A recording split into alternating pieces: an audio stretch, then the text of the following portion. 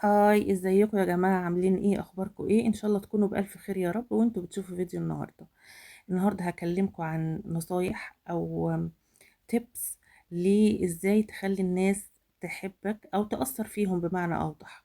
يبقى الانطباع عنك انطباع كويس وخير يعني. ف لايك وشير وسبسكرايب ويلا بينا. الرغي يا جماعة، الرغي. والنبي الله يخليكم ما تبقاش رغاي بتقول 7000 جملة في الدقيقة. الكلام ما يبقاش برضو قليل اللي هو بتزق في الكلام، هو الكلام يبقى وسط. بالظبط كده تبقى المحادثة 50-50. لو انت واقف مع شخص واحد يبقى 50% انت تتكلم و50% هو يتكلم. لو انتوا 3 أشخاص النسبة بتقل، كل واحد هيعمل مثلا 32.5 في المية كلام، والباقي انت بتسمع. وهكذا انت بتقسم الوقت 100% على عدد الأشخاص اللي واقف معاك. لو قاعد 5 يبقى كل واحد 20% يتكلم 20%. لكن انت تبقى قاعد واخد القعدة لحسابك ونازل رغي رغي ومش مدي فرصة لحد ان هو يتكلم، دي حاجة هتنفر الناس منك وهتلفظك وهتبعد عنك. فبرضو دي من اهم اهم الحاجات. حاجة الابتسامة، يعني تبقى بشوش دايما. دي رقم واحد. يعني انا بصيت في الليستة اللي انا عاملاها لقيت ان هي دي رقم واحد بجد. ومش محتاجة مجهود ومش محتاجة انك تتكلم، هي الابتسامة. فتبقى بشوش، ما بقولش انك تضحك بصوت عالي او قهقهة يعني، لا، الابتسامة اللي هي بتبقى من غير صوت دي، اللي بتبان فيها اسنانك، لان ده بيدي انطباع ان انت مش مخبي حاجة. مفيش حاجة، مفيش جانب آخر دارك سايد ليك. فده بيدي للي قدامك شعور كويس، وراحة للي قدامك إنك إنسان يعني بشوش ومرحب بأي تعامل مع الناس. كمان المدح الصادق دي أهم حاجة، هي الصدق الصدق الصدق. لو الكلمة انت مش صادق فيها ما تقولهاش. فالصدق ده في العلاقات لا يمكن يكون، يعني مش مقبول ابدا انك تكون كذاب او منافق او كذا. لا، الصدق. انت بتشوف الحاجة الحلوة اللي قدامك، لو لابسة بلوزة فعلا مثلا لونها حلو وعجبك اللون، لا قول، مفيش مشكلة طالما المدح ده صادق.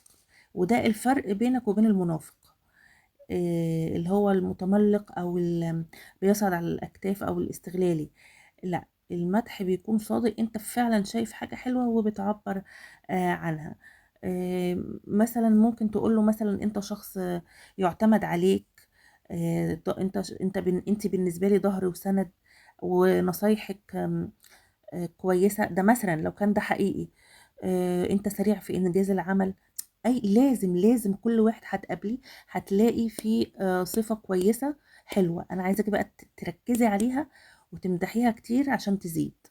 ودي طبعا من بديهيات التعليم. بلاش يا جماعة النكد. مش كل ما حد يشوفك تفضلي تشتكي من جوزك او من عيالك او من جارتك او الى اخره. الناس مش ناقصة، والله العظيم الناس ما هي ناقصة، الناس فيها اللي مكفيها.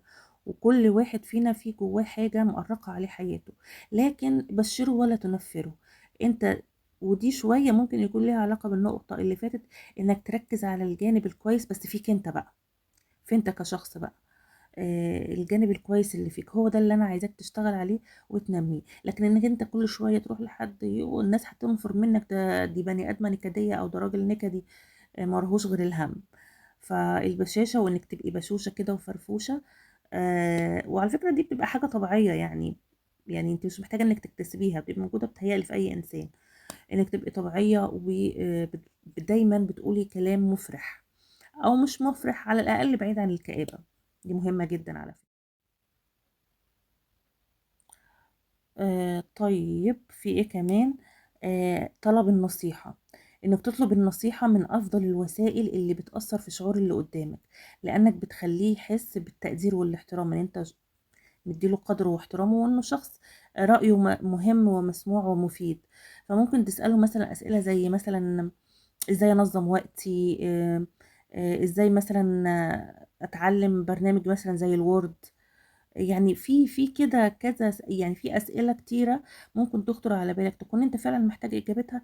تسال فيها الشخص اللي قدامك ده، لا دي ليها تاثير سحري سحري سحري اذا كنت عايز تبقى شخص مقرب من الشخص اللي انت بتساله او اللي انت واقف معاه.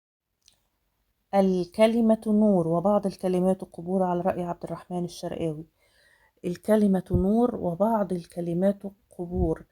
انت ما تبقاش بالبلدي كده مدب، ما تبقاش تقول الحاجة الا لو حاجة فيها خطر على حياته، يعني انت حسيت ان هو عنده ديزيز معين او مرض معين وهو هامل نفسه فيه، لا انت لازم تشجعه وتقول له لا روح ومش عارفة ايه. فطالما الحاجة مش خطر على حياته، مم، خلاص كل كلامك يبقى كلام لطيف، آه، مدح زي ما قلنا، مدح صادق.